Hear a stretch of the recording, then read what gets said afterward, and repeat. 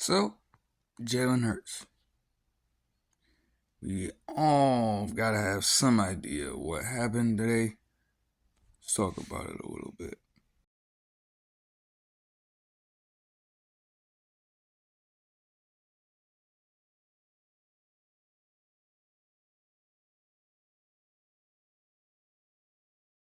So, firstly, you gotta give major props to Jalen Hurts, man. Like, that is just absurd. You know, they actually helped him out. Said, you know what, we see the talent in you, so we're gonna go ahead, we're gonna invest a whole hell of a lot around you, put all these pieces around. He did absolutely fucking just great this season and got them all the way to the Super Bowl. Of course, they wouldn't win it because Mahomes just exists. That's just hard for any other quarterback right now to overcome. But the fact they got there, and then Jalen Hurts goes on to get this for himself. Like, that is just, you're just setting up so many of your own people with a contract like that, and that's respect. That's all you can really say at the end of the day, whether you love it as an Eagles fan, whether you hate it as an outsider, maybe an Eagles fan, maybe a little bit, but you gotta respect it. Jalen Hurts being the highest paid player in the NFL history right now, that is absurd to think about. That is just crazy. And I guess it's been played around with actually in terms of highest player and highest paid player in NFL history. It's been played around with a little bit. Like, a fair amount of contracts within the past few years have gotten that distinction because the market is just continuing to just like, okay, we got one just like mind numbing contract. Okay, let's see what else is gonna happen before another one just completely resets the market in the league. That's really how that goes. So what does this mean for the Eagles? Well, like, I suppose because, like, let's be honest, as it would have been the case, normally that's how it goes. They lost a fair amount of free agents, but they actually kept some pieces. They still had James Bradbury, almost lost him. They still have Darius Slay, almost lost him. But they retained a fair amount of pieces, but they lost a lot too. So, like, is that regression gonna hit just slightly? Are they still gonna be able to do everything they gotta do to get back into the playoffs and still contend? Can they possibly get back to another Super Bowl? Like, it's that's hard to say. It's hard to say. And if you get in a situation like the Rams have, per se, now, like, I guess you can say the Eagles went all in. And I guess if you want to consider that as the case for them, they didn't get where they truly wanted to be at in terms of actually winning the entire thing. But, you cannot have a season where you do this and lost a few free agents but still kept some. You gotta still, like, be in that area for contention for, I guess, like, the entire landscape of the NFL to be truly fine with the contract in terms of fans and things. Because if you go and you do something like the Rams did the entire last season, where you went and got out there to just get everybody, and you win the entire thing, and then you regress so badly next season that you aren't even remotely a playoff team. That is going to be so problematic. But I would hope that's not the case. I would hope they understand that, like, like, you just gotta be in contention. You know, like, you're gonna eventually want the Super Bowl, but like it's just like it's so hard to do these days. And again, teams that win the Super Bowl, you rarely even see the same team win the Super Bowl all the time as well nowadays. Like it's just harder to do that. You just need to be in strong contention and not do anything that would suggest, oh, like was getting Jalen Hurts all this money really worth it? When you're regressing like this to the point where, okay, now you have all this money wrapped up into Jalen Hurts and a fair amount of other players, and you know, if you do way below expectation this season, they may just get up and out of the team, and then you're going to regress even further and further, and that would just be chaotic. All right, so I hope they understand that, but you know, that remains to be seen when the true NFL season comes back in quite a while. Quite a long time, but it's alright. I guess with a contract that big as well, it's going to be interesting to see how the other weapons on that team, like Devontae Smith, for example, try to get their contracts together with the Eagles now. Like, I guess it plays into the kind of thing if you want to go ahead and take a pay cut, are you actually willing to do that if it has to come to that? That's really the question you got to ask for a fair amount of the players on the team. Now that, like, again, you got all that money wrapped up into them. So it kind of makes it harder for the other players to want to really, like, ask for it because you can try to negotiate for a whole lot of money, but there are probably going to be many cases where they just cannot afford to give a player a high amount of money like that. So I'm all for Jalen Hurts getting the type of deal, but I guess from some other perspectives, how the hell did he even get this deal? Why the fuck is he getting this contract and not some other more deserving quarterbacks, if you will? How is it that he got a contract before fucking Joe Burrow or quarterbacks of that nature? How come?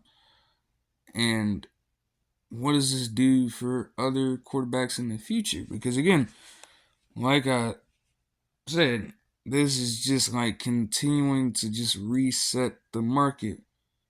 Like, how is this gonna go for other quarterbacks down the line? That's gonna be the case, obviously. You know, that's a fair question. So to answer all four of those questions, you gotta go and take it back to when Tom Brady first got to the Bucks.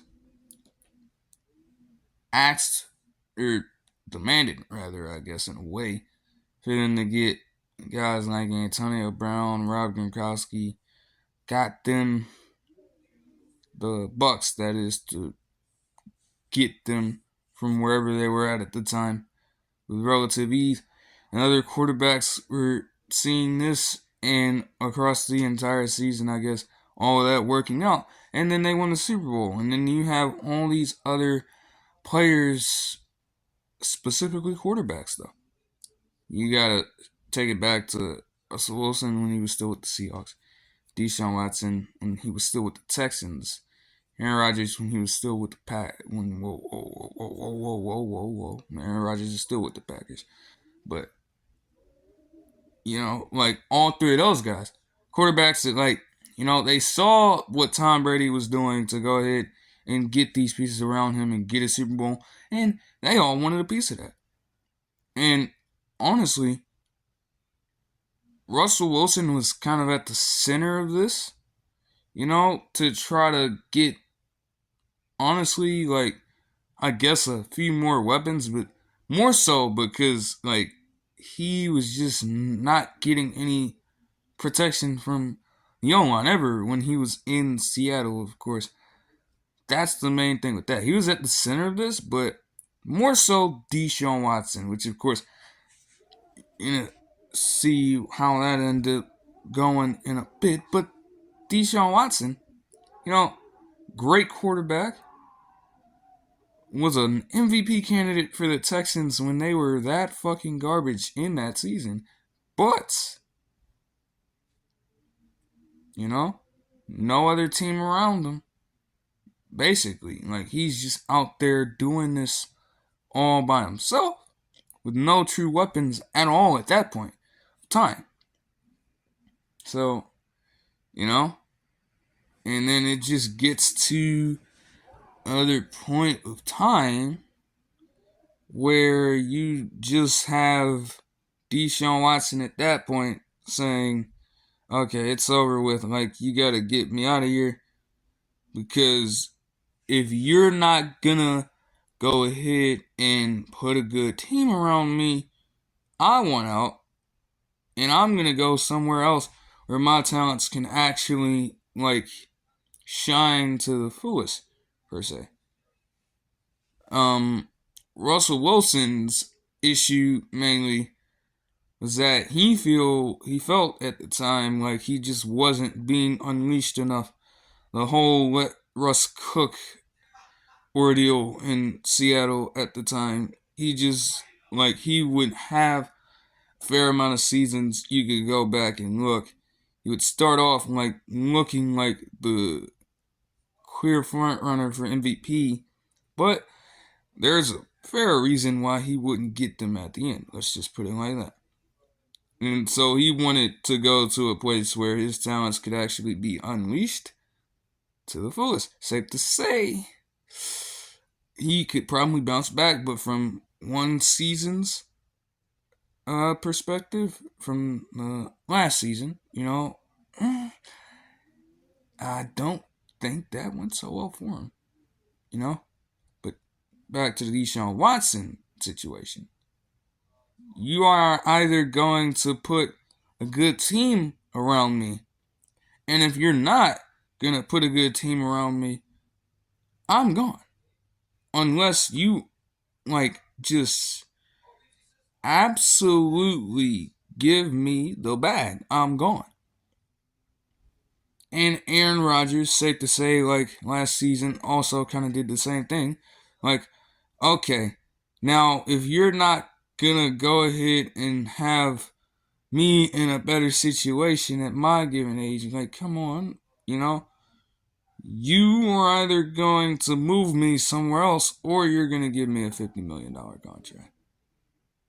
Lamar Jackson's in the current situation where either you're going to probably have to move him or you're going to give him a shit ton of money at this point. You know?